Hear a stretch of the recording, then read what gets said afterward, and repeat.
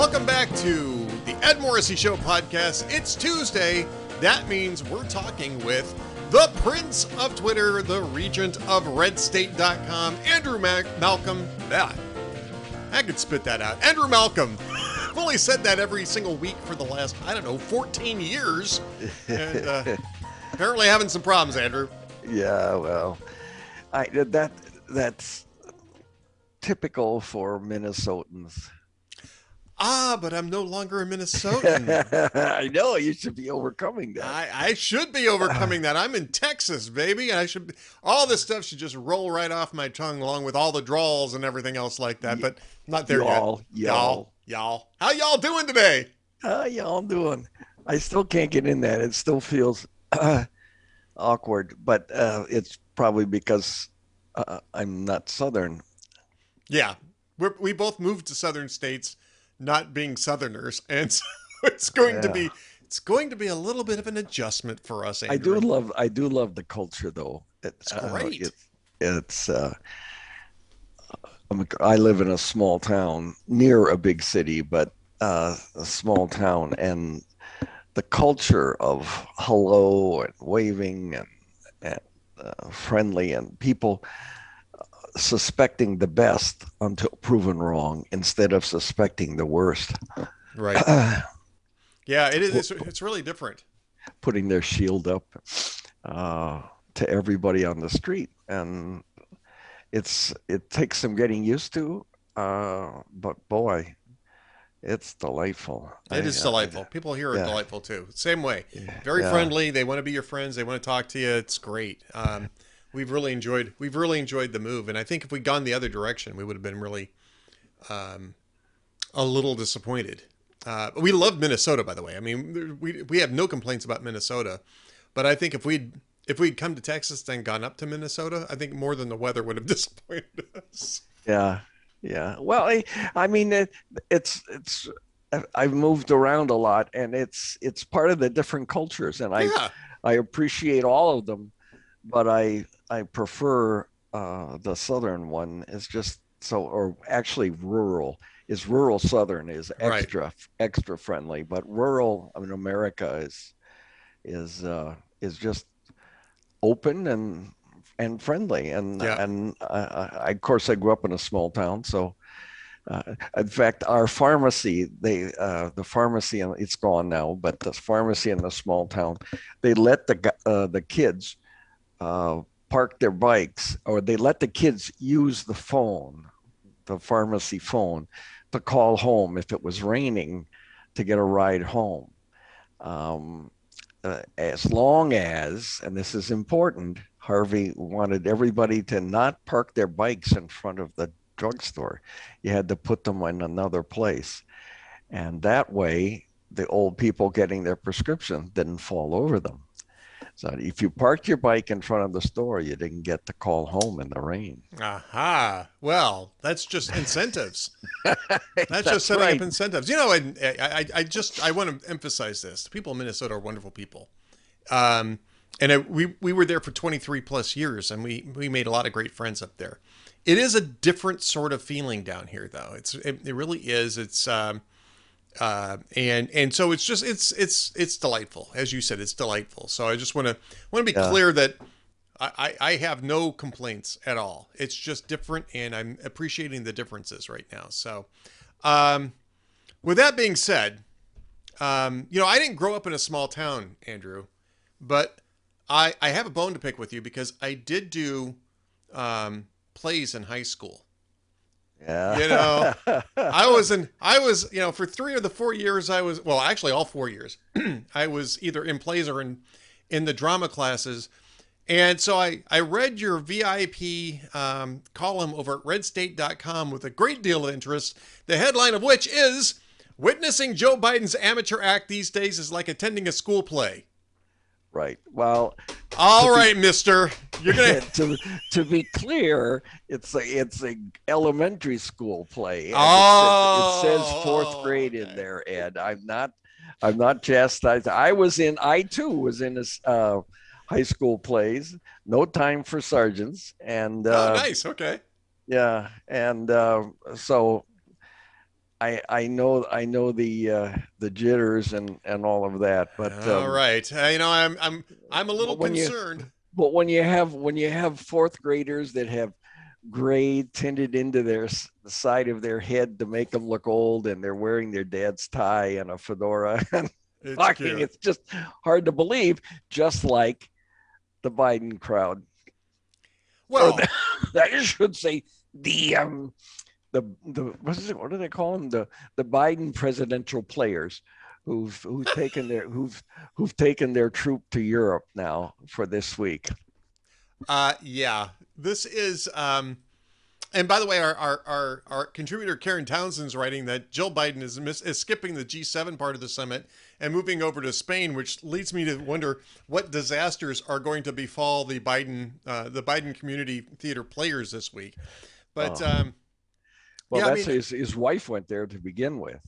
right, right. But I mean, she's not going to be around while he's over there, and she's the one that kind of gets him out of jams over there. She pulls him Yeah. away from reporters and You stuff remember like that. remember last year when they met in Cornwall, and there was that wonderful video that a patron in the restaurant took of the president of the United States wandering lost in the patio restaurant, and people looking around like, wait, there's no guards, it's just Joe lost, until you see Jill in the background running from the garden party up the steps to grab Joe and take him back. It's a familiar scene. Well, it's because they didn't have the Easter Bunny there for that one, so Oh, Joe Biden had to that's take right. care of it. That's right. But you know That's what the right. difference is, and again, this is another bone I've got to pick with you about this column.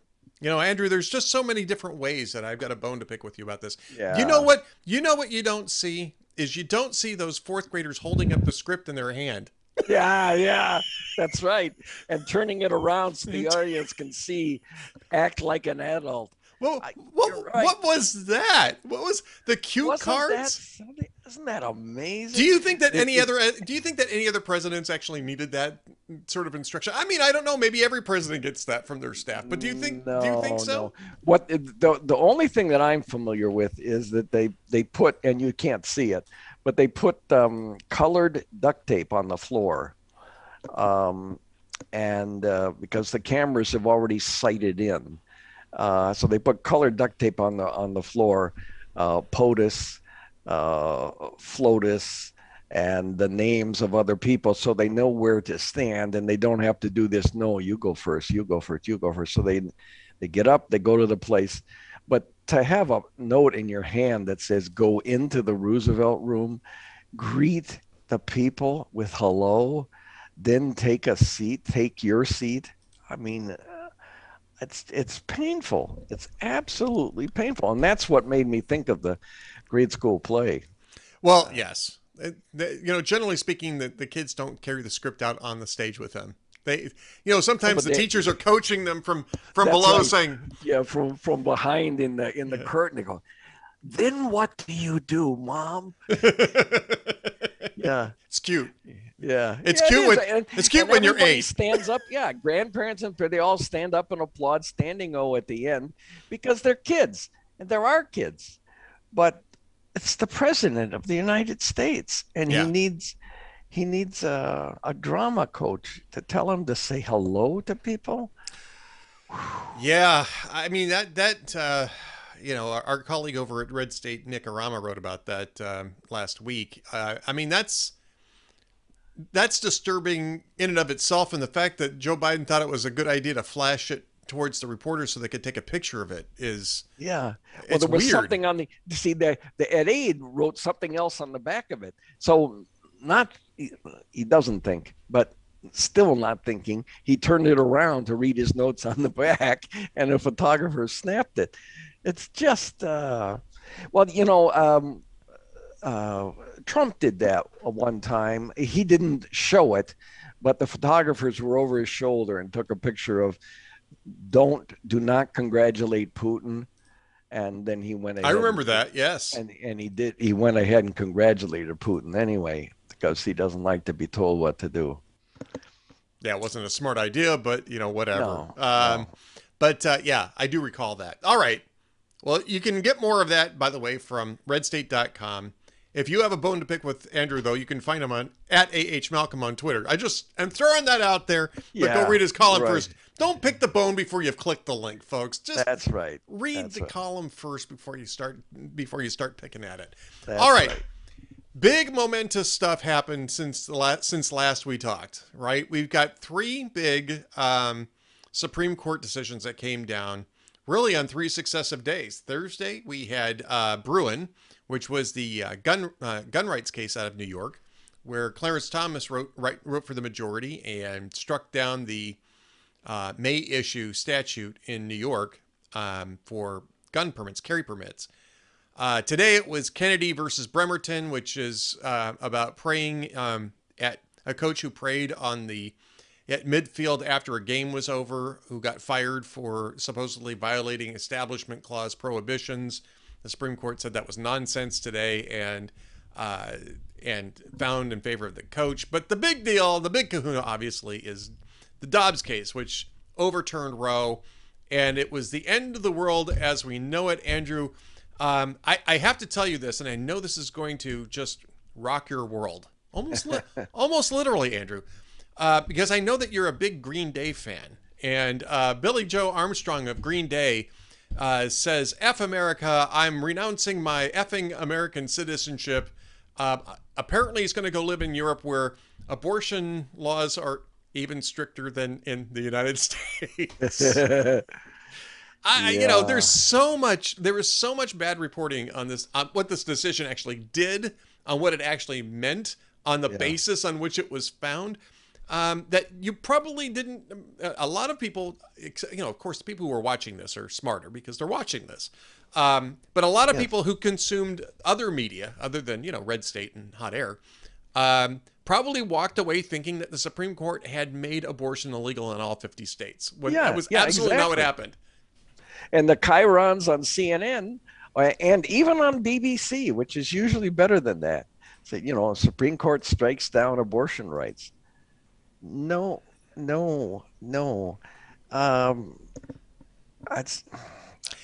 don't know what to say. The media is, even the media that we normally respect for being somewhat less biased, is falling off the truck here.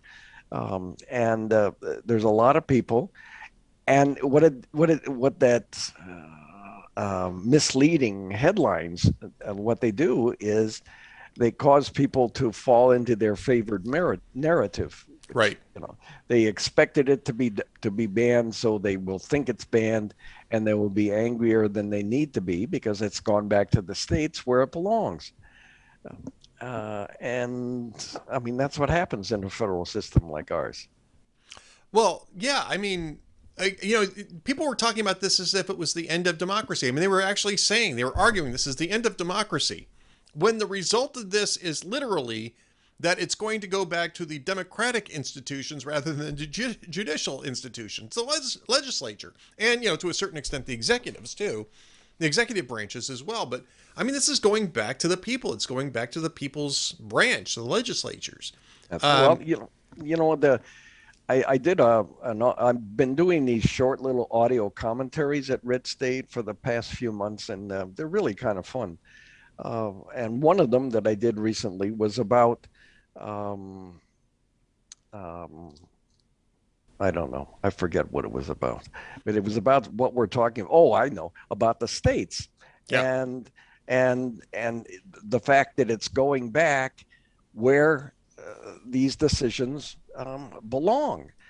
In what was it, 1983? Was it, or 73? 1973. With the Roe versus Wade, the Burger Court found the right to abortion in the Constitution from the 18th century.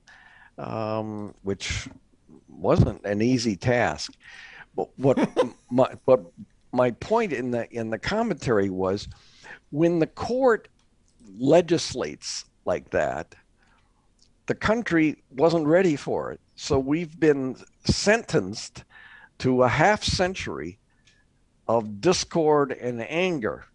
Now, fast forward to 2017 and the gay marriage decision.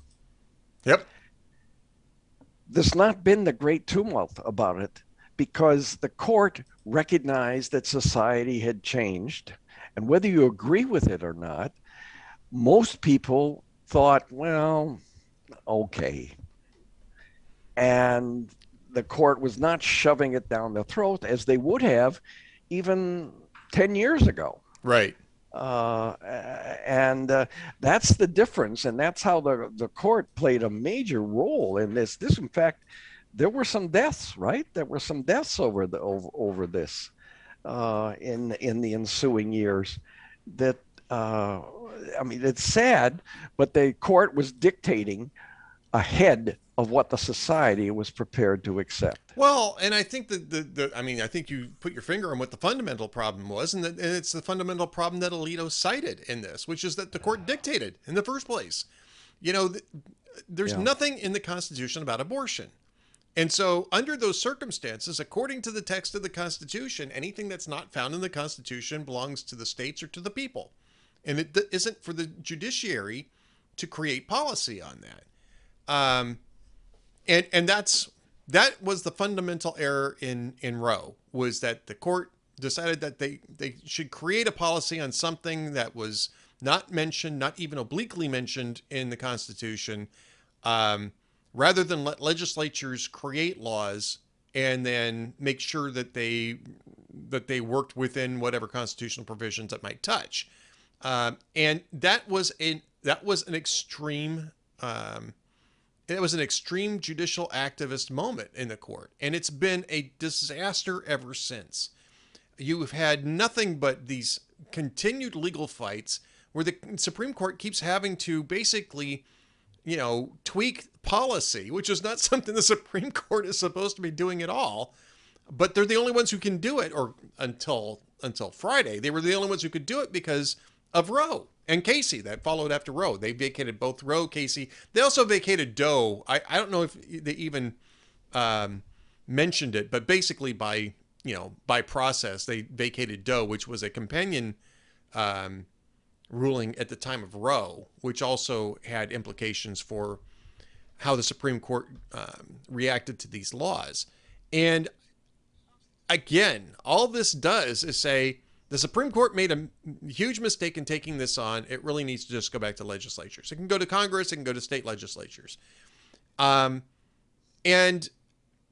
again, I mean, you see the reaction around, the Whoopi Goldbergs of the world don't bother me as much. I mean, it's certainly fun to talk about how Whoopi Goldberg reacts to things. Whoopi Goldberg reacting to telling Clarence Thomas he better be prepared to go back to being 1/4 of a person. It was actually 3/5, but in a section that was repealed by constitutional amendment many, many years ago. Like 150 something years ago now, in the 13th, 14th, and 15th Amendments. But I don't, we can criticize that. We can poke fun at that, but the media not really doing its due diligence and at least reading the opinions. And I'm not just talking about anchors, right? I'm talking about the people that they hire who are, supposed legal experts in this. When I think this was Berrien, I'll double check this. But CNN's Jeffrey Toobin, who's got a job somehow still has a job on CNN, even after all the nonsense that, he was caught doing on a Zoom call. But managed to get, and I can't remember if it was Berrien or I think it was Berrien, managed to get basically every single thing wrong in about a 1-minute span of his chief legal analyst analysis on CNN. When I was sitting there reading, I'd already read it. I'd read the dissents, and nothing he said had anything to do with the decision. It was just, it was just what bizarre. You do is, it's what you do. It's like the shooting in Buffalo. What you do is you see something happen, and then if it fits even just a minor slice of your preferred narrative, you take it as proof. Right. So this was, I'll just read this to you. I'm not even going to bother playing it because I'm not sure I can make it work so that you can hear it anyway. So But this is it was the Berrien thing. This was Jeffrey Toobin's analysis. We know that in the United States you have the right under the First Amendment to say pretty much anything anywhere because we have freedom of speech in the United States. What the conservatives on the Supreme Court are saying is that we want the Second Amendment to be a first-class right like the First Amendment. And we want to be able to carry guns anywhere, anytime, without any sort of regulation by the government, without background checks, without restrictions on where you can take a weapon, without restrictions on how you can carry a weapon. Now, they haven't gone that far yet, but they're clearly moving in that direction. And, we can't separate this issue from what's going on in the world, where we have a tremendous problem with gun violence in this country. We have mass shootings. We have 18-year-olds with access to AR-14s, 15s. And the Supreme Court is moving in the direction of saying that the government cannot regulate that traffic at all, which was every single thing in that statement, with the exception of now they haven't gone that far yet, is absolutely provably false. And all you have to do is read the Berrien decision by Clarence Thomas to find that out. First off, there's no such thing as a first-class right. I don't even know. This guy's a legal expert, and nobody that I know of has ever heard of a supposed first-class right. I actually Googled this, Andrew. And again, this is on CNN, right? This is CNN's chief legal correspondent. I Googled the term first-class right and Constitution together, right? It had one hit on Google, mind you. It had one hit on Thursday. It has 2 hits today. So apparently it dug up something from 2013 that Google didn't find. There's no such thing as a first-class right as opposed to a second-class right as opposed to a third-class right. I mean, you don't even have to be an attorney to understand that. You got Jeffrey Toobin on CNN talking about this stuff completely incompetently. Well, I'm hoping that this new manager at CNN, that is part of his consideration when he's cleaning house. It's just shabby. And if you're not an informed consumer of news, triangulating, reading other sources, you'll go away misinformed and angrier or happier than you should be. Right. Exactly. And I think that this is very true with both of these decisions. And maybe to a certain extent the one today too, although I'll say I haven't actually watched a lot of the media reaction to Kennedy versus Bremerton, which is, again, this is the case where the coach was praying on his own, and I think he was joined by a few people on the team at midfield after a high school game, got fired for it. I don't know that I've seen a lot of media reaction to that. I'm sure it's out there. I just haven't been interested in hearing how the media is freaking out about this. I'm sure it's all about theocracies. But again, this is just a case of understanding that there's a tension between, and this is what Neil Gorsuch wrote about, there's a tension between different aspects of constitutional rights and responsibilities. The Establishment Clause is an important constitutional issue, but so is the First Amendment freedom of speech and First Amendment freedom to religious expression. And so just because somebody does something on a public field, like saying a prayer to himself, doesn't mean that the state is establishing a religion. Yeah. It doesn't mean that there's a theocracy in place here. I mean, and Gorsuch called for, there's got to be some common sense to the applications of these things. And I think that the industry that's least capable of applying that common sense is the modern American media. Yeah, they've always been weak on science and especially medical, but especially weak on religion and faith. They just, if you can't see it and you can't quote it, then it's all pretend fantasy, and that's the way they've covered it, with a kind of a looking down condescension. All right, well, these people believe these things, or say they do, and then always bringing in Scientology for some reason. Yes. All right, I want to pick up one more thing. It's over at Red State. It just came up today, but I think this is based on some things that that came up over the weekend. David Mastio had been at least the opinion editor over at USA Today, which is the big Gannett, the biggest of the Gannett newspaper properties. And Gannett announced a week ago or so. We talked about this, I think, on the last podcast, that they're getting rid of the opinion section. And Mastio decided that now that the yoke is off, in other words, he's out of a job there anyway, he was going to reveal that USA Today tried to shut him down and forced him to delete offensive tweets that had the wildly offensive notion behind them that biological women are women and non-biological women are not women. I mean, apparently the woke workplace was at work here, and he says, now I've been an opinion journalist for 30 years. I thought I was authorized to have opinions. The idea that women are the ones who get pregnant has gone from scientific fact to opinion to outright falsehood in the blink of an eye. The LGBTQ employee resource group in the newsroom diversity committee thought I should be fired. That makes me worry. No, I don't worry for me. I'll be fine. I'm a cis hetero white male with all the privilege that goes with it, as I have learned in my Gannett mandated diversity training. To even complain on my behalf would be a microaggression, as I also learned in Gannett training. Microaggression.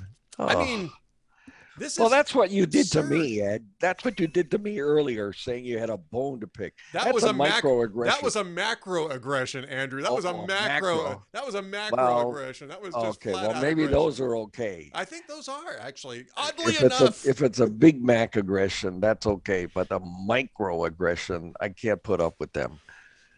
It's like being pecked to death. Apparently, yes. It's exactly what it's like. I mean, this is absurd, right? I mean, the idea that not just somebody you pay for opinions, but the guy who runs the opinion section for you can't have an opinion, can't publicly express an opinion, is insane. Well, remember, that's what the New York Times op-ed guy and his assistant got fired for. They were hired to make the op-ed page more diverse. Yep. So they did with Tom Cotton, and there was a big revolution in the woke newsroom, and they got fired. So this is a contagion, and every day now it seems, there's a cartoon on Twitter of a metronome from a piano, and on one side it says, "I'm happy and the future is great." And on the other side, it says, "We are so totally screwed." And the metronome is going back and forth. So I'm waiting for the metronome to go back to the "we have a great, happy future ahead" side. I don't think it'll be soon. Diversity and tolerance. That's what we need. And if you don't support diversity and tolerance by believing exactly everything that we believe, you are cast off the island. I know, isn't it? I mean, we're diverse as long as you agree. Yeah. Wait a minute. Isn't that an oxymoron? I mean, it's like you and I are able to work together every week for 14 years, and you are a Steelers fan, and I'm a Browns fan, and I still put up with it. Of course, I black out your face on the screen here, but. Well, it's that's tolerance. That's actually tolerance. It's not acceptance. It's not celebration. It's just tolerance. I've tolerated Andrew Malcolm for 14 years because and his Cleveland obsession. Because why? Because he's awesome. That's why. Because he is a great guy and a great friend. Absolutely, that's me. Other than the Cleveland Browns stuff, it's except for that. And that whole thing about school plays. But other than that, Andrew is great. All right. Speaking of which, we're at the end of this episode. We've got to get the jokes of the week. Andrew Malcolm. Well, these are all old ones because for some reason they're not sending them to me anymore, and I can't stand to watch the shows. Yeah, can't blame that you. late. a Conan replay. He says NSA leaker Edward Snowden. Remember him, Ed? Oh, yeah. Yeah, there's a name from the NSA leaker Edward Snowden has been staying the last 2 days in Moscow's airport, not because he's hiding, because he's flying United.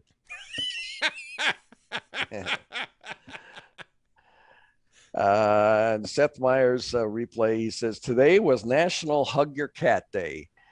There were no survivors. Let's see. I got another one. Fallon replays, as a Kansas man robbed a bank so he could get away from his wife in jail, but the judge just sentenced him to 6 months of house arrest.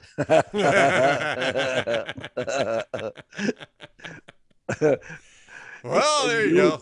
You thought it couldn't get any worse, exactly. But it did. It just got a whole lot worse. But you know, it's a whole lot better any day that we can have Andrew Malcolm, the Prince of Twitter, Absolutely. At AH Malcolm. I'll try not to screw that up this time. And of course, the region of redstate.com. Go to redstate.com and you'll find Andrew Malcolm's work over there.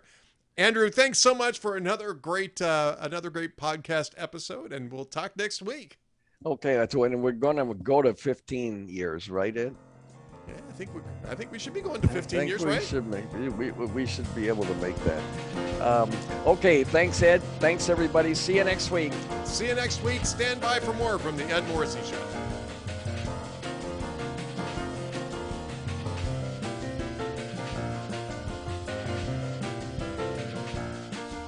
Welcome back to the Ed Morrissey Show. I am really happy to introduce to you Mike Sommers, who works for the American Petroleum Institute. He's the president and CEO, actually, of API.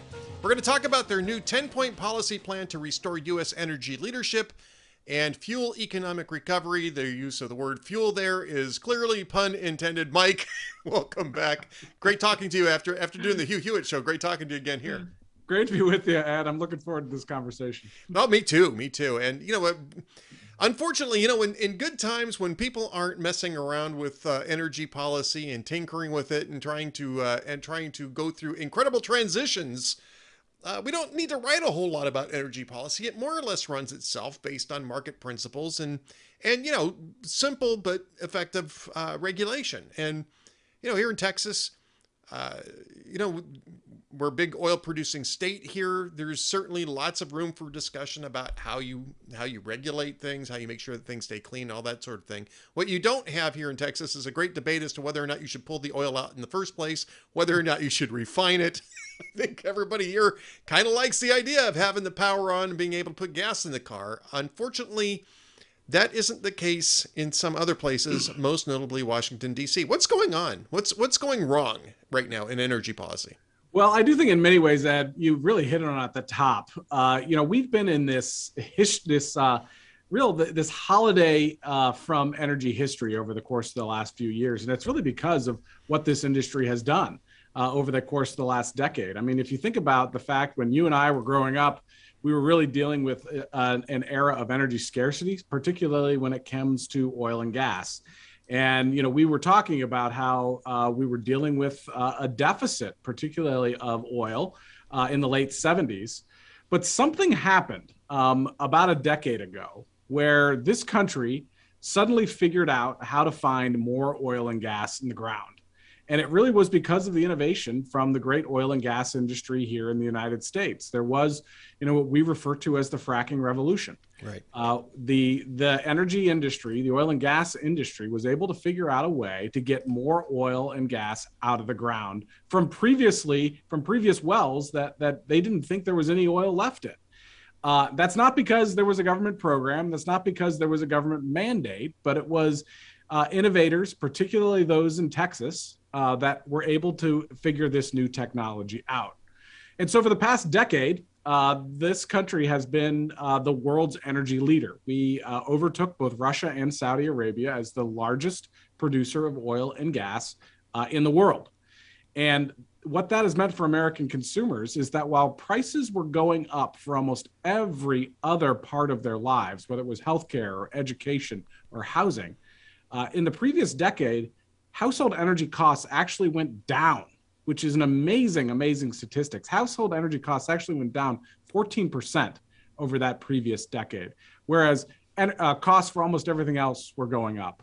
Imagine the economy that we would have had over the previous decade if energy prices were rising at the same level as housing costs or costs for education.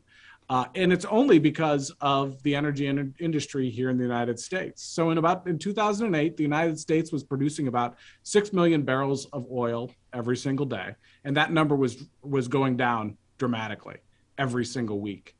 And then the fracking revolution came around.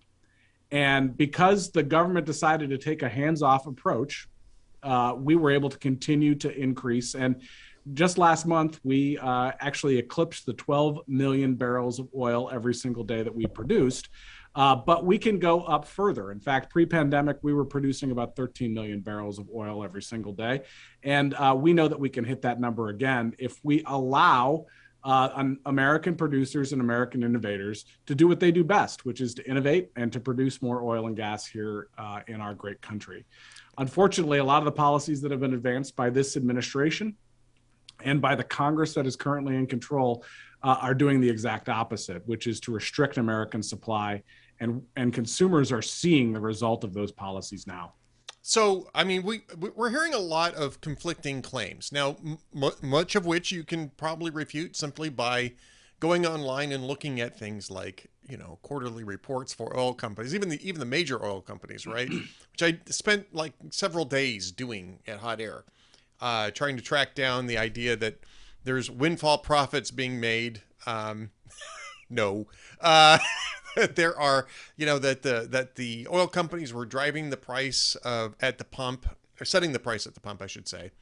Not really. There are some interesting aspects, though, to this particular price bubble, I guess you could call it, which is that there seems to be I'm not sure what the best way to put this is, Mike, but there seems to be not necessarily as clear a connection between the price of a barrel of oil and the price of gasoline, right? And you hear this quite a bit. It's like, well, they can talk about the obstacles that we're throwing in front of them, and we will get to that when we get to your 10-point plan. But the price of the price of gasoline, 3 months ago is what, $1.50 higher, but the price of oil is fairly close to the same. Is that certainly not a big difference to that? First off, I'll just ask you, why do consumers see that happening? And can we expect this to sort of balance out some point? Yeah. So, I mean, really what we're getting at here is really the price of gasoline does, of course, track the price of oil. But something else is going on within the marketplace. Right. And what's going on is over the course of the last couple of years, there have been a number of major American refineries that have come offline, or they've switched from using oil as their primary feedstock to using other feedstocks to produce so-called renewable diesel. So what we've seen is, since the pandemic has happened, there are about 11 refineries that have either shut down in the United States, or they've switched to producing diesel with a different kind of feedstock. The consequence of that is that we don't have enough refining capacity in the United States right now to meet demand, both in the United States and beyond. But really, a lot of that is not because these companies decided they want to shut down refineries, but because of government mandates. So the reason why 2 refineries in the West Coast, for example, switched from using crude oil as their primary feedstock to using things like corn oil as their feedstock, or methane from a trash dump. The reason that they have done that is not because it made economic sense, but because there's an economic incentive program, a government incentive program in the state of California called the Low Carbon Fuel Standard to make that switch. Here's the most important part about it, that those refineries were previously producing a lot of gasoline and diesel and jet fuel for Americans' use. But when you make that switch, you're only producing 10% of what you previously produced when using crude oil as a feedstock. So those refineries are down 90% in terms of their capacity, all because of a government incentive program. It has nothing to do with market economics. And in addition to that, right, you've had a couple of other refineries that have just gone offline as a consequence of economic decisions. Clean Air Act Other regulations have made this very difficult to continue operating a refinery in the United States. And by the way, we haven't built a refinery in the United States since 1977.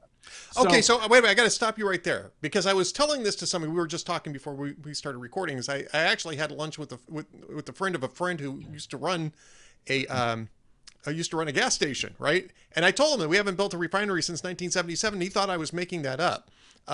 Because he actually thought it was longer ago than since we built a refinery. I have to ask you, what did we? I just need this as a trivia answer, Mike. You got to help me out here. What was the refinery we built in 1977? It was an ExxonMobil refinery in Beaumont, Texas, not too far from where you are now. Well, there you go.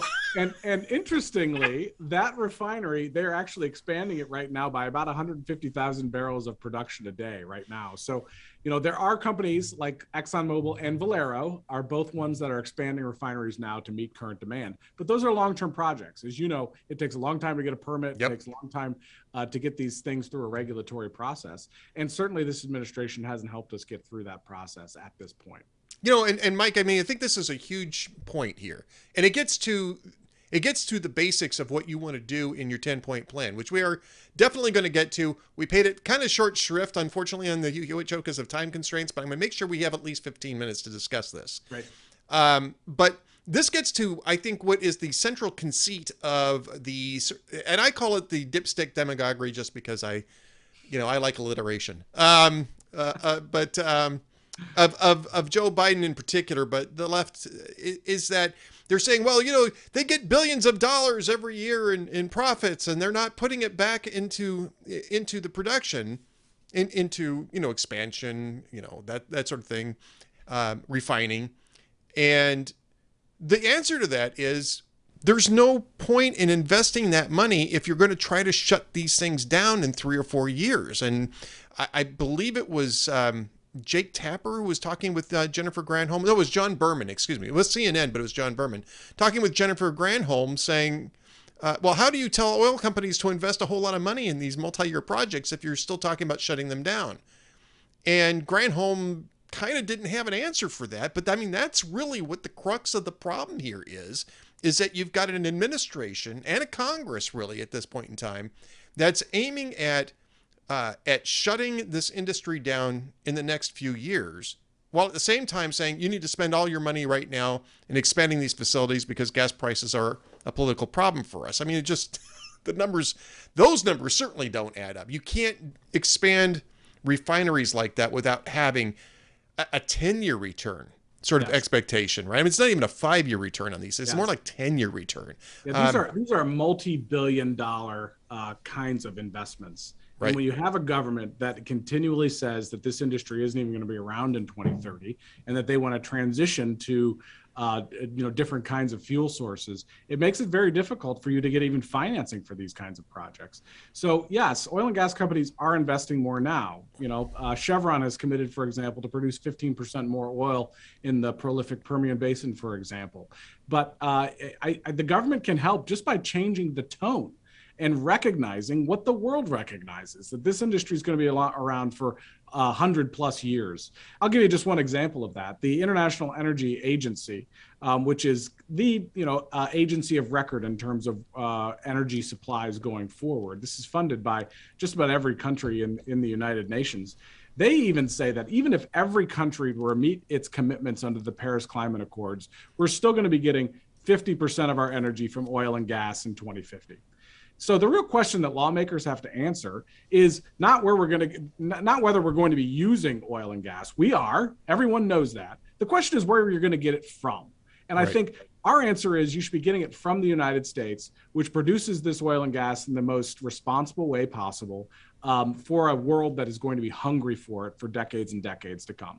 So let's answer that question first. Where do you want to get the oil and gas? And I think the clear answer is the United States. And what that means is that our government has to say, we support this industry, one, because it supports 11 million jobs in the United States, and two, it's investable. And it's going to be investable for decades and decades into the future because we're going to need this source of power going forward. we are going to need this, and it's not to the exclusion of other forms of power either. I mean, exactly right. I mean, I think that American Petroleum Institute is obviously it's representing a petroleum industry, but a lot of the same players that are in the petroleum industry are also working in renewables, right? Yes. I mean, they're investing in renewables. They're actually building renewables.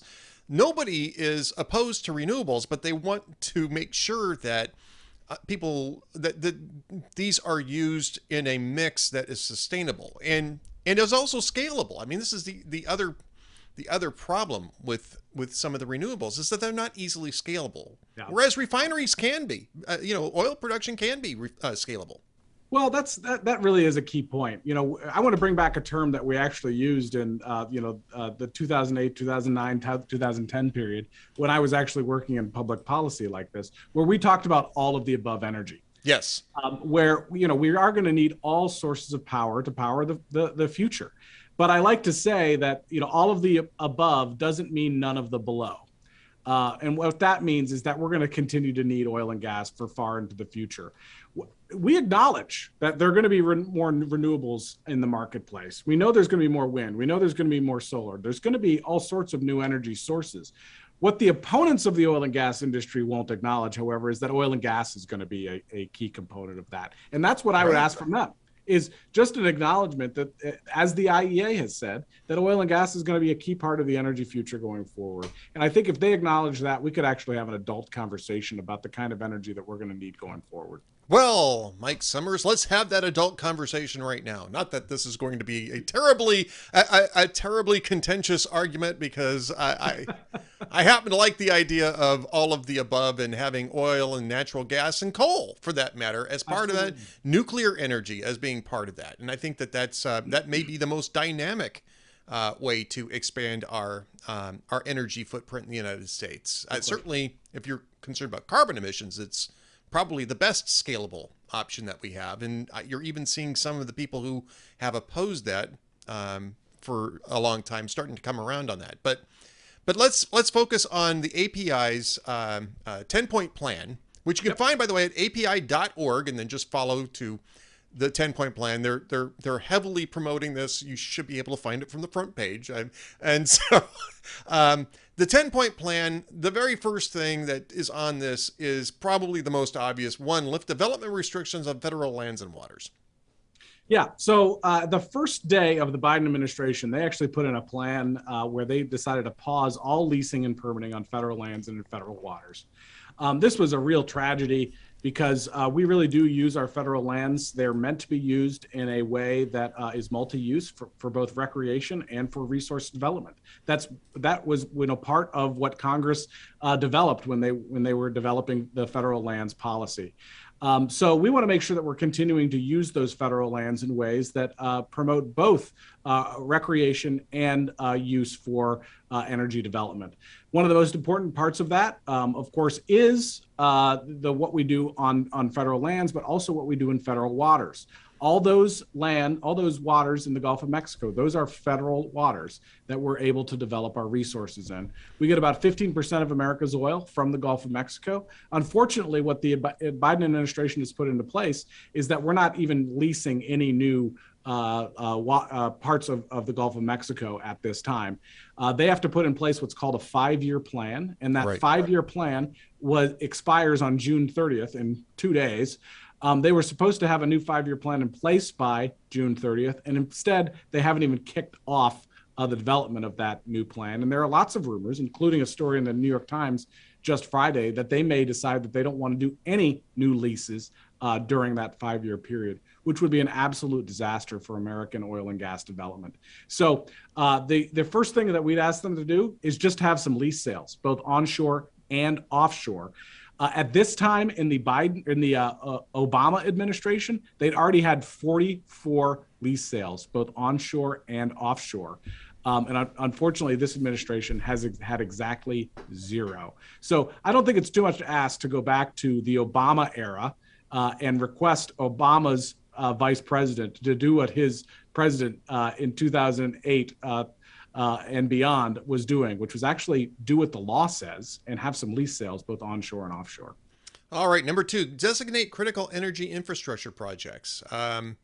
I would assume that Keystone XL may have fallen under this category, but it certainly wouldn't be the only one that we're talking about here. Yeah, so let me just give you an example of when America actually did this and did it right.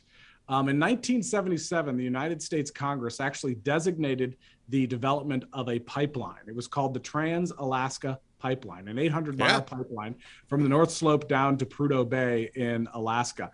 That was an act of Congress that passed Congress. It basically said, for the purposes of this pipeline, the National Environmental Policy Act has been fulfilled.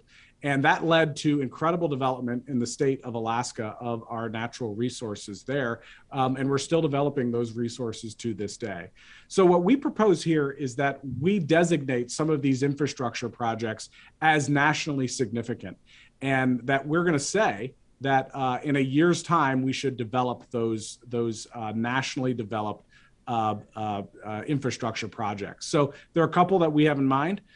There's an important pipeline that needs to be developed in West Virginia and Virginia called the Mountain Valley Pipeline, for example. Keystone certainly would be one of those. And a couple of these others, Trans-Canada, United States pipelines that need to be developed, because when we talk about energy independence, we talk about North American energy dependence, and particularly depending on our neighbors to the north to continue to develop these projects. Mike, does that include the building of new refineries? Does that fall under number 2? Because we really do need to build some new refineries and expand refinery capacity here. Yeah, we do. And that would certainly be part of what we're thinking about in terms of this, and because that's part of energy infrastructure as well. Right. As you know, you get oil out of the ground. Oil is useless to the common man until it is refined into the products that we use on a daily basis. Yes. If your concept of how oil works is from Waterworld, where Kevin Costner drops the flare into the bottom of the oil tanker. No, that's not how it works. I had to work that in there. You saw Waterworld, right? I did. It's been a while. We might be aging ourselves. I think we might be, but I'm just saying. It's still on cable, so the younger viewers have had their opportunity. Right. All right. Right. Number 3, fix the NEPA permitting process. Now, this is something that it's not just something that's been broken for a while. This is something that Joe Biden deliberately broke to some extent with Executive Order 13990, which threw up even more obstacles in the permitting process, and not just in terms of lease sales either. Well, that's exactly right. In fact, the Trump administration put into place some very significant NEPA reforms that put time limits on how long it could take to actually go through a NEPA process. What we're proposing here is that you put a timeline in place that your NEPA process shouldn't go beyond 2 years. And that we actually designate that one federal agency is in charge of permitting rather than the multitude that are in charge right now. So this would fix the NEPA process in a way that will be sustainable for the future and actually get us to be able to build some pipelines and build refineries going forward. So Mike, number 4, I think, is interesting because it may not be as clear to people what the connection is going to be here, but you say the number 4 is to accelerate liquefied natural gas LNG exports and approve pending LNG applications. Now, again, we're talking about energy more broadly, so of course natural gas and LNG is going to be part of that, but this is part also of getting a return on investment that will allow for expanded investment in oil and gasoline refining, right? I mean, it's a broad way of making sure that you have enough capital to reinvest once you've set the conditions for investment. That's exactly right. The United States has hundreds and hundreds of years of supply of natural gas in our country. There's 400 years of natural gas supply in Pennsylvania alone. And those are just gas fields. We're also getting a lot of natural gas from what's called associated gas that you get when you develop oil in a place like Texas. So we have a lot of natural gas that we can export all over the world while keeping prices low for American consumers. So what this is all about, if you've ever been to one of these incredible LNG facilities, there are these beautiful gleaming facilities that you have a number of in Texas and Louisiana. But there are a number of more of these where we want to get these developed as quickly as possible because, first of all, our allies have become very dependent on American LNG to replace Russian natural gas as they're fighting the war in Ukraine, and we have the ability to do it. What we need from the United States government is a little bit of assurance that these applications are going to get done, so that we can actually build them, get the capital that we need to build them, so that we can support both American consumers and European consumers going forward. And Mike Sommers, that brings us right to number 5, which is unlock investment and access to capital. And this is one I kind of want to stress here, because one of the complaints that we're hearing is, oh, windfall profits. The oil companies are doing nothing but stock buybacks. They're not investing in expanded production or expanded refining. First off, that's not true. There is investment going on in expanded refining, for instance, but the reason why oil companies buy back stock rather than drill and extract is because it's too costly to do the one under the current regime. And so it's you either invest in yourself or you stick the money in a bank, one of the two. I mean, there's not a whole lot of places to put capital right now, at least not rationally. When you're looking at a policy which is going to eliminate this industry, or at least purports to want to eliminate this industry over the short run. And so part of this has to be, first off, you guys are going to have to, as you said earlier, grow up and recognize that this is going to be around for a while. And 2, set the policies in place that allow for the use of capital back into this. So I've kind of answered your question myself, but I want sorry. Well, you did answer the question yourself, but there are some specifics that we can get into that are actually holding back capital investment. One of them is a proposal that just came out from the Securities and Exchange Commission just a couple of weeks ago that would really limit the amount of capital going into the oil and gas industry. They have a new climate disclosure rule that they're trying to advance now, which would really hinder not just the oil and gas industry, but almost every company in the United States as they consider what this disclosure means for them. So what we're proposing here is, first of all, get rid of that SEC climate disclosure regime, which is going to be incredibly damaging to American businesses, both large and small. Interestingly, this is what's fascinating about this, Ed. Your listeners should go and read the climate letter, this letter on this climate disclosure that BlackRock, one of the largest investment firms in the country, wrote to the SEC. You'd think that API wrote their letter.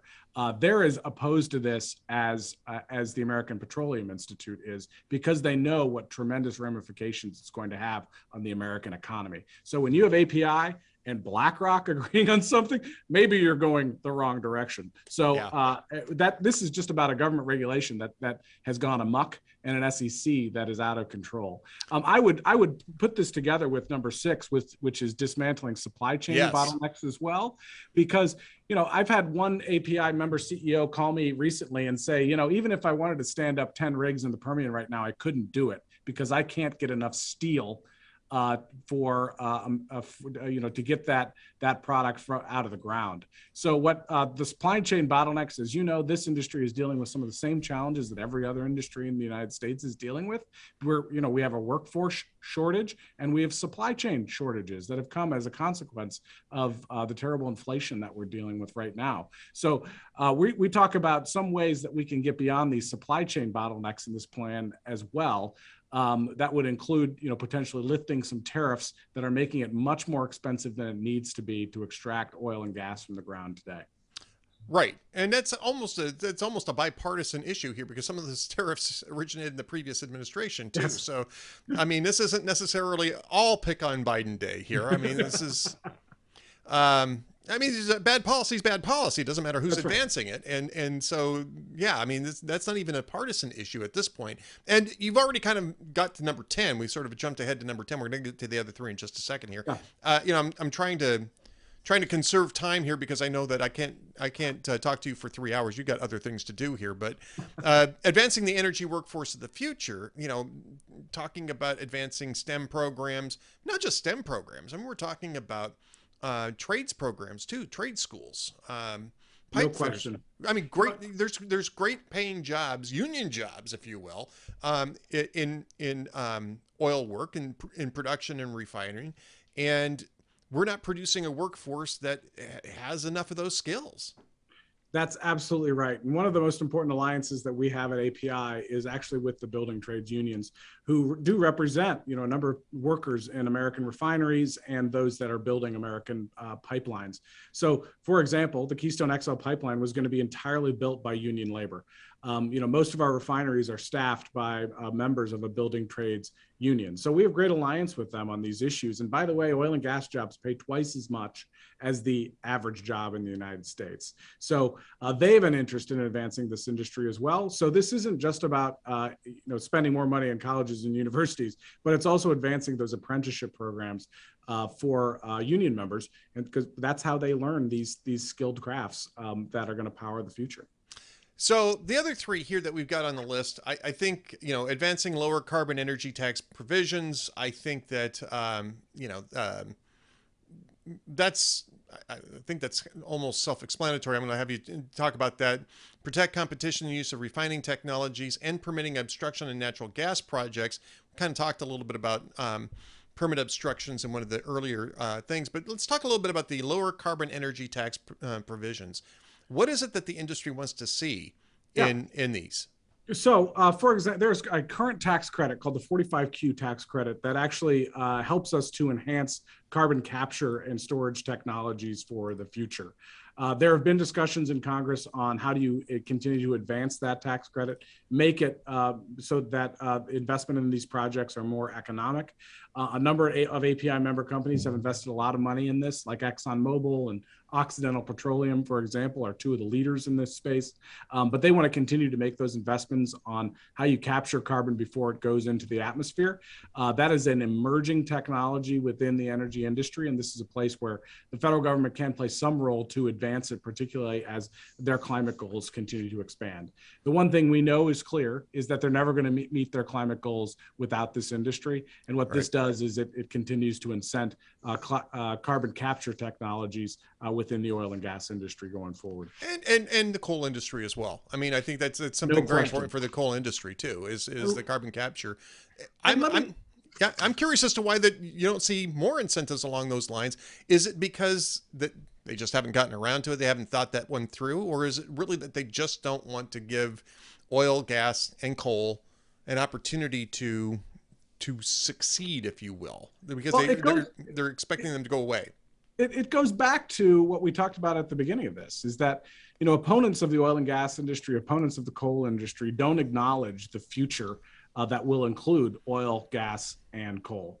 And even though we acknowledge the importance of renewables going forward, but let me just give you a data point that, a lot of the opponents of our industry would never acknowledge, but it is true that in the year of 2022, this year, we will use more coal in the world than has ever been used in the history of humanity. That means, which is to say that while a lot of people still are talking about the energy transition, the world is still consuming a lot of energy from dirtier sources. A lot of the world is still using dung to power their homes or to heat their homes. A lot of people are still using wood. It has never happened in history where we have transitioned from one source of energy to another source of energy. What's happened is that new energy sources come on and we're using more energy. We're not using less energy, we're using more energy. So these are more often, they are energy additions, not energy transitions. Right. We're still using wood. Some people are still using dung to cook in their homes. And we're still using a lot of coal. We're using 3 times more coal today than we used in the 1960s. So we know that we're going to use a lot more oil and gas in the future. We know that we're going to use a lot more renewables in the future. But we also know the world's going to need a lot more power in the future as well, as people, continue to advance into the middle class. And so what I'd suggest is, again, let's have that adult conversation. Let's bring everybody to the table and talk about what we need to do to power the future going forward. And we want to be part of that conversation. Mike Sommers from American Petroleum Institute. Where can people go to find out more, and how can they get involved? Yes, please go to api.org. You can learn about our 10 and 22 plan there and get more engaged. I'd also encourage folks to sign up for our program that we call Energy Citizens, which is a grassroots effort in the United States to advance our energy future going forward. You can do that as part of, in any state in the country, but we have big chapters in Ohio and in Texas and in Colorado as well. So we'd love for people to get more engaged with Energy Citizens as well. Mike, thanks so much for being with us today. Thank you, Ed. Great to be with you. Stay tuned for more from the Ed Morrissey Show coming up next.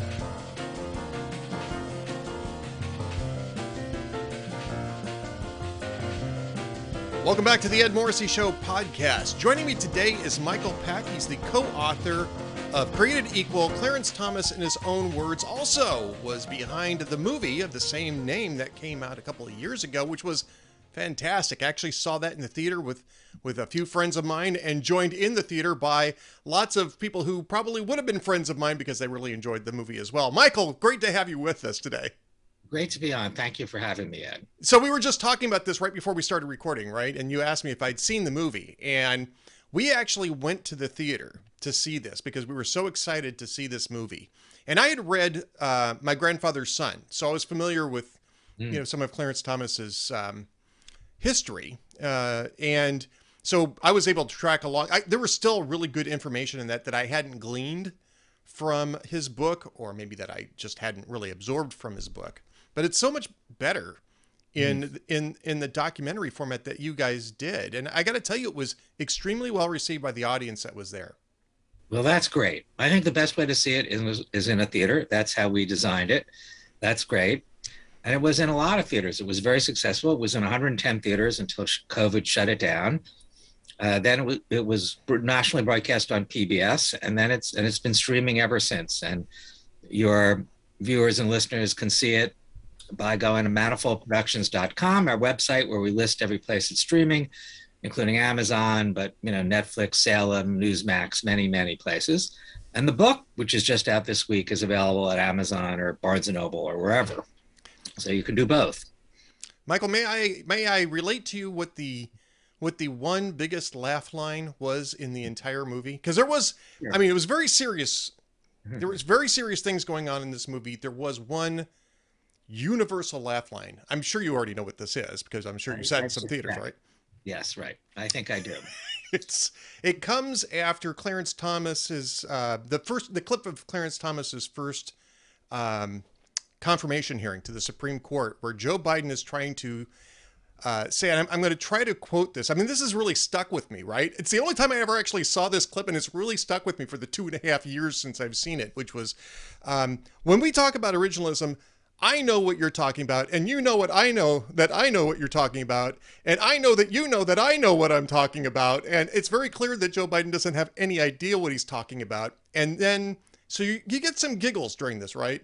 Yeah, Clarence Thomas says, I sat there, and you sit there, you have to nod when you have no idea what they're talking about. Which is a great line, but the biggest laugh point was when you cut back to Clarence Thomas, that famously stoic look on his face immediately after that. Right, had to put up with a lot in that hearing, and it was far from ended. No. It gets grim after that, by the way. So there's not a lot of laughs after that either. But although in the very last part of the film, where it's chronological, as you know, and right. Part of his time on the court, we have him chatting with his clerks, where you get to hear a little bit of his booming laugh. So you do get a hint of that. Oh, yeah, absolutely. And I think that this is something that it's kind of absorbed, I think, into the public knowledge. I actually had an opportunity when he published My Grandfather's Son to sit down and have dinner with him at the Heritage Foundation. I was invited to take part in this private thing. It wasn't off the record. It was very clear that we could talk about it, write about it. He was fine with that. And he was such a raconteur.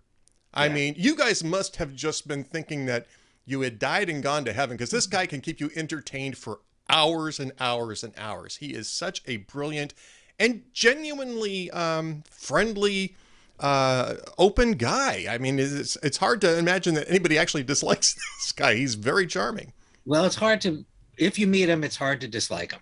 And one of the reasons we made the film the way we did is to give people who haven't been as lucky as you are to have dinner with him the chance to spend a few hours with Justice Thomas in the case of the film, or more in the case of the book. And the film is based on a very long interview I conducted with Justice Thomas over several months, 25 hours, longer than any Supreme Court justice has sat for an interview ever, and 6 hours with Ginny, and they're the only ones in the film, because I wanted Clarence Thomas to look at the camera and tell his story, because as you say, he's a great storyteller, and going from his birth all the way to his time on the court. It's a very dramatic story. He's a great teller of it. I found that there was no one better. And, it goes, it starts in the segregated South and poverty and, difficulty, and then getting values from his grandfather and these nuns, only to become a radical and reject that. And it's just a very, very dramatic story, and a great success story to go from, raised by grandparents who were functionally illiterate to the highest court in the land from the segregated South is an amazing story. Absolutely. Absolutely. Now, the question I have, and this is, if you've seen the documentary, and if you've been smart enough to pick up My Grandfather's Son and read it through, you might think that you're getting everything that you need to get out of Clarence Thomas. First off, I know that you guys did something like 30 something hours though with Clarence Thomas. So, I mean, we're getting a slice of the time that you spent with Clarence Thomas. What else can people, what does the book add to that record? How does it contribute to knowing this really monumental Supreme Court justice better? Well, we did talk to Justice Thomas and Ginny for over 30 hours, and it's only a 2-hour film. And my co-author, Mark Paoletta, had the great idea that we should put some of the material that didn't make it into the film into the book. And the book is 95% new material. So in your case, you've seen the film, but 95% of it will be new. And you find out more about every aspect of his life, from his grandfather to his time as a radical, to his return to his faith and his principles, and to what he thinks about judging, what he thinks about Roe, to make it relevant to today. Sure. But I think from my point of view, the thing you really get a sense of is I ask him questions and he answers, and you get a sense, you see how he's thinking. For the film, we had to keep his answers relatively short, but he has a very discursive mind. He starts in one place, goes to another, comes back to another, and we left that in the book, and you see how his mind works. And it's a fascinating thing, as well as learning the details. Well, definitely, absolutely. And I haven't read the book yet. I just haven't had a chance to grab it yet. So, and I come into this thinking, well, that's okay. I can do an interview without actually reading the book, because I've seen the movie. I've read My Grandfather's Son. Obviously, I'm probably a good part of the target audience that you're looking at, is people who maybe were intrigued by this and wanted to find out more about Clarence Thomas. And I think that that's absolutely a great target, but I think it's going to land wider than that. And I think after this week, right after Berrien, after Dobbs, after and today, even today, we're recording this on Monday. He had that sort of aside about Sullivan. He's been talking about Sullivan now for at least a couple of years, right? And I think that it's really critical to get a good look at Clarence Thomas and see what makes him tick. And I think that there's going to be a lot more interest in that after the last few days. I agree with you, and I hope so. One of the reasons we wanted the film initially broadcast on PBS is we wanted people, in addition to the ones like you that do agree with them and know something about them, we wanted people who maybe didn't agree with them, maybe in the middle of the political spectrum especially, to know where he's coming from. I think whether you agree with him or not, you should really understand how he comes by his principles and what those principles are. One of the shocking things, although maybe it shouldn't be shocking, is all the vituperative language and threats of violence that have emerged against Clarence Thomas and the other justices in the wake of Dobbs. And I think a lot of it includes a misrepresentation of who he is and how he thinks. And I think if people, maybe not those people protesting in front of his house, but people who are not sure what to think would read the book and see the movie, they'd get an understanding of it and maybe not see it in such overdrawn way. He sees himself as a keeper of the principles of the founding enshrined in the Declaration and the Constitution, and he attempts to live up to that. And you could see why in the film, and that's why we also call it created equal. Right. And because that's really The basis, it was the basis of his comment in Berrien, right? He talked about how he went all the way back to Dred Scott to basically read the Riot Act to Justice Taney for one last time, which was actually a brilliant discourse, right, on that. And I think it was a remark. It wasn't overlooked. I don't want to say it was overlooked, but I think it might have gotten underplayed in a lot of the media reporting, because I think that was a very telling passage in that. There's a Los Angeles Times article out this morning, a column from Erica Smith, that talks about it's, California ready to have black people carry guns, which actually, I mean, that is not a false headline. That's kind of the thrust of her argument, but the argument's better than what it sounds like, because she's talking about how maybe progressives aren't terribly keen to see black people carrying guns either. And she does cite that quite a bit. And I think that is something that's really going to stick when we're talking about Berrien jurisprudence in the future. Well, Clarence Thomas has talked about in previous gun cases, maybe it was Heller, I'm not sure, that issue of blacks owning guns. And a lot of early 19th century gun control laws were about stopping blacks with guns. What scares a white Southern racist more than blacks with guns? And a lot of the things were targeted on that, whereas blacks wanted guns to defend themselves against the Ku Klux Klan or anybody else. So Justice Thomas feels that very directly. He comes from the South, the segregated South. It's not that many generations back that his ancestors were slaves. He takes that all pretty seriously. Michael, one of the things that you write, and you've written an op-ed, obviously this is something that's taken from the book. This was last week when the book was published. You talk about Clarence Thomas's reverence for the principle that all men are created equal. But even beyond that, I mean, that's certainly, I don't want to say even beyond that, but incorporated into that are all of the other principles on which this nation was founded. And I think it's remarkable, and we're talking about racism, we're talking about racist attacks on Clarence Thomas himself, that a black man rose up from an environment where those principles clearly were not being followed in the environment in which he grew up, raised by a grandfather who basically told him to get over it and get on with life, which I think his grandfather is a remarkable figure all on his own. And talk about him being at the funeral and how that was really sort of a crucible moment for him. Well, he had ups and downs with his grandfather, as you say, when he came when he was about 8 years old. Coming from dire poverty, his mother dropped him off, and his grandfather gave him sort of tough love, hard work, discipline. Even though his grandfather himself was functionally illiterate, had less than a third grade education, sent Justice Thomas to these parochial schools where the nuns also gave him discipline, hard work, and sort of core values and a rigorous curriculum. And Justice Thomas thrived, and he for a while went to the seminary and wanted to be a priest. And it's only in the late 60s, as he lost his vocation, he encountered some racism at the seminary. This was an all-white seminary that he was one of the first blacks to desegregate. And in 1968, watching Martin Luther King Jr. is being shot on TV, a white seminarian said, "I hope that SOB dies." And that was enough for Justice Thomas. He flipped, and he decided his grandfather was a sucker. He became a black radical.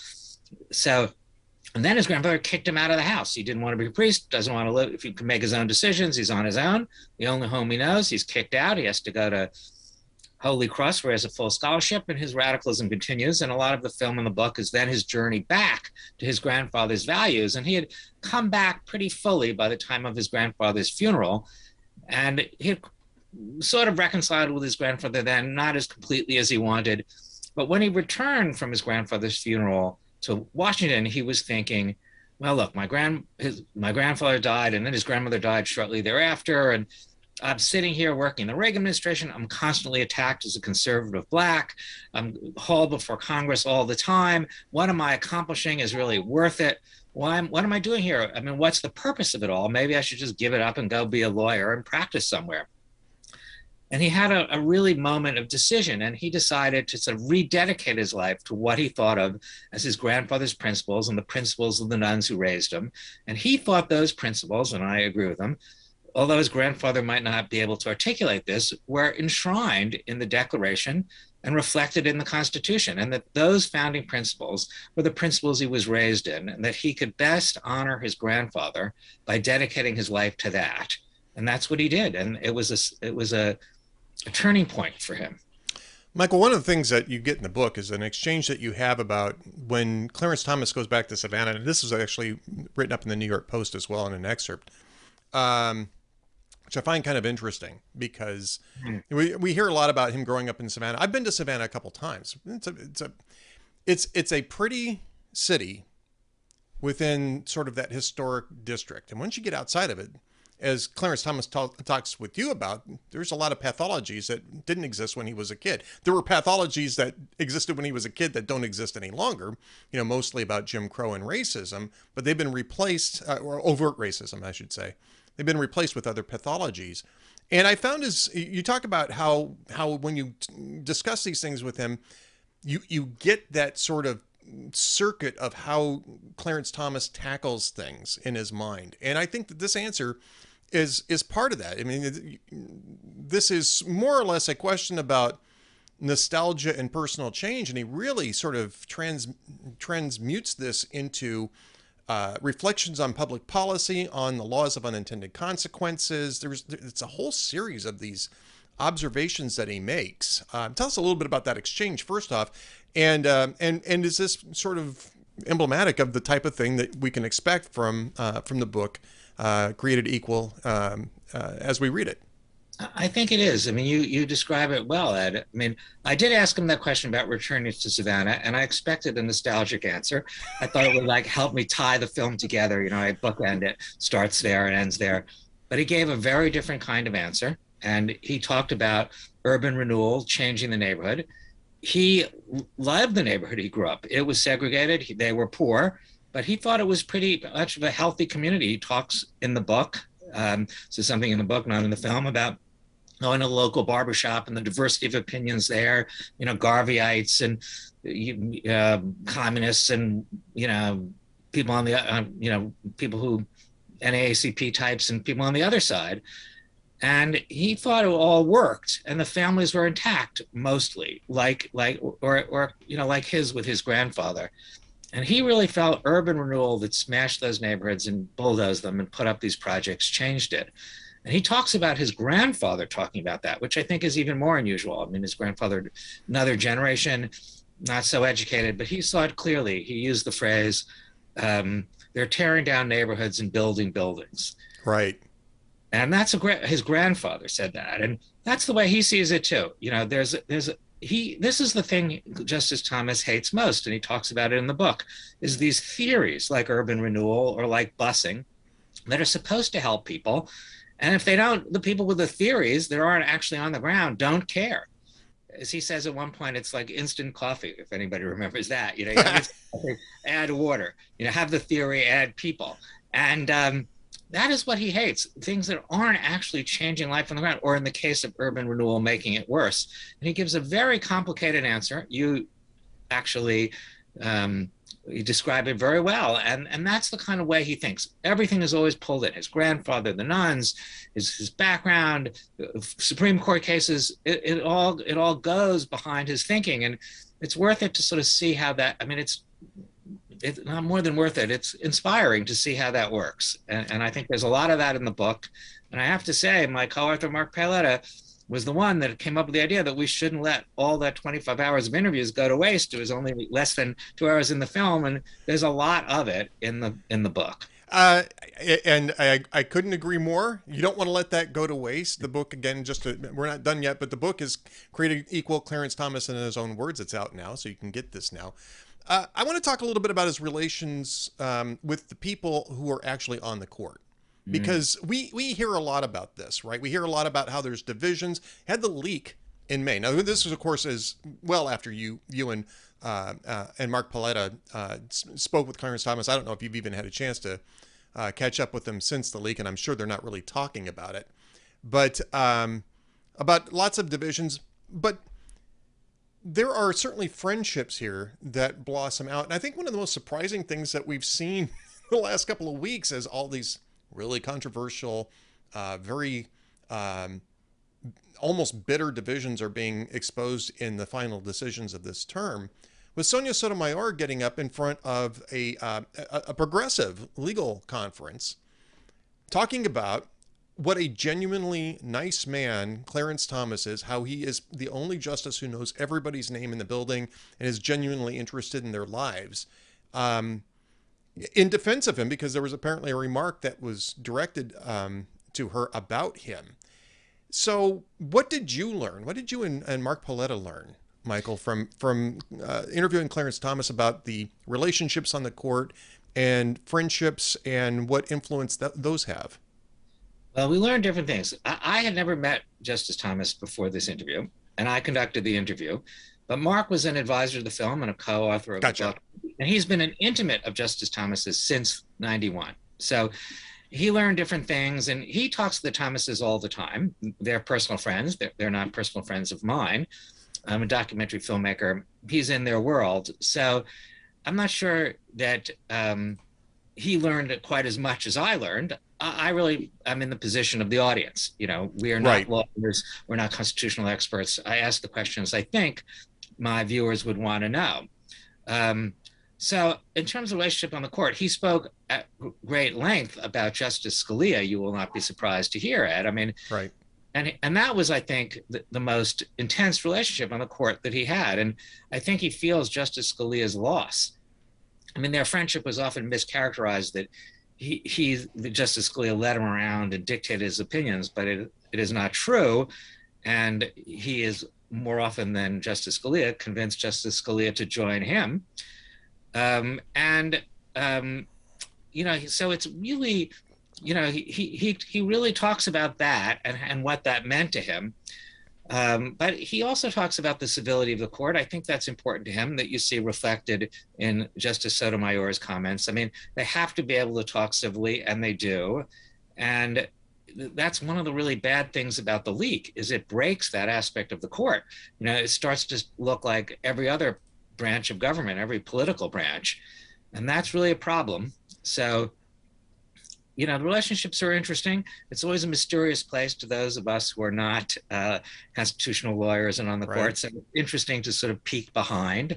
And he talks a lot in the book about the process of working in the court and how it works and how they come to opinions and what he does. And I found that all pretty eye-opening. I knew like nothing about it. So it was, for me, all news. So, and maybe for some of your listeners, it'll be too. I think that maybe well, again, I have to say I'm more immersed in the news than most people. So I think we're learning a little bit, especially in the wake of the leak, how these things work, right? And how the process is of developing opinions, because we've actually been in the unfortunate position of seeing that process midstream, which we shouldn't have been able to see. And I agree with you. I think it did a lot of damage to the court. The last question. I know we got to wrap this up here pretty quick, and I want people to get to the book, so I don't want to answer everything here in it. Even if it was possible, I wouldn't want to do that. But after you got done talking with Justice Thomas and his wife and gone over all these issues, how much more clear do you see your way to what Thomas is writing in these pieces, whether he's writing the controlling opinion as he did in Berrien, or whether he's writing, concurrences or dissents? How much more? I'm certain it had a lot of impact on that, but I'm curious as to what the impact was for you when you're looking at this. Able to predict it a little bit better, or just able to recognize how Clarence Thomas is working? Well, we did write an op-ed, Mark and I, about what we expected Justice Thomas to do before these opinions. And we did say, it's not surprising if you've seen the movie or read the book. He sticks with his principles. And those principles are clear enough, and you can tell. I mean, each case is different, and they decided on the merits, but his general principles are crystal clear and haven't changed. Read the book, see the movie, and that is clear. But the other thing you get, look, I think it really transforms the way I see the whole thing happening for me. I mean, he, just like his concurrence in the Dobbs case, he cares about things like substantive due process. He thinks these cases have to be rightly decided. It's not all about coming up to the right end. That's the sort of progressive living constitution sort of jurisprudence. Right. He cares about process. And in fact, in the Scalia section, he talks about that's something he shared with Justice Scalia. He ties it back to their Catholic upbringing, but there are probably other factors too. They care about how you get to the truth, and that's what originalism is about. Is it really there in the public understanding of the language at the time it was written? And he feels strongly that something like substantive due process makes no sense. He called it an oxymoron in his concurrence. If it's substantive, how come it's process oriented? And he points to something like the Privileges and Immunities Clause. But people think when he does that, that means he's shooting down everything that had any relationship to substantive due process. But he's really saying things need to be grounded in the proper constitutional text, not necessarily prejudging whether to throw it out or not, but that where does it really come from? And it matters to him. And you see it in his life story, that process matters. He cared about how things were done. If he didn't do it, in the segregated South, if you get off the track, you can be in trouble. I mean, from simple things like that to just believing that you need laws and process to protect us in this republic. And I agree with him there. But I kind of see it feelingly from having interviewed him and made the film and put the book together with Mark. Well, the book, again, is Created Equal, Clarence Thomas in His Own Words by Mark Paoletta and Michael Pack. You can get it right now. You can get it on Amazon. You can get it wherever fine books are sold, as they say. And Michael, what was the URL? What was the website that people can go to learn more about this? They can go to manifoldproductions.com, and they'll be able to find out how to stream the Clarence Thomas film. And it's on like 7 or 8 different websites. So if you're already connected to one, it'll be easy. So I think you can both stream the film and read the book. They're good companions. I think I want to do both, actually. And I've seen the film. I've seen it in the theaters. I think I want to go back and watch it again now after talking with you. Michael Pack, thank you so much for being with us. Thank you, Ed. Great to be on your show. Stand by for more from the Ed Morrissey Show coming up next.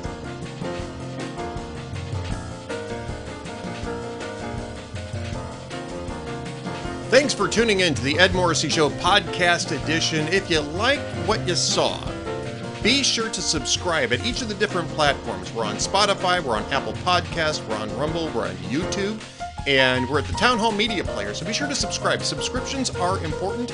Really do appreciate that. It's free. Be sure to like the video if you like that as well. We want to get the word out as much as we possibly can.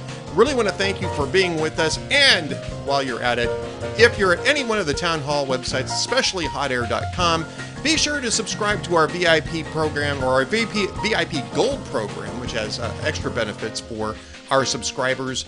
That is a paid subscription service, but that money goes to fund important initiatives such as Julio Rosas's on-the-road journalism, first-person journalism, journalism you can trust from the border, from the unrest in cities, and all other sorts of things. We do all sorts of fun things with our VIP Gold subscription members, including our VIP Gold chat that I do with Cam Edwards on Wednesday afternoons. Cam Edwards from BerrienArms.com. Each of our sites have their own live chat editions and their own streaming shows for VIP Gold members. So be sure to subscribe to the Hot Air VIP Gold, which goes across the entire Town Hall media spectrum, and especially to the Ed Morrissey Show podcasts. We really appreciate it. Thank you for watching.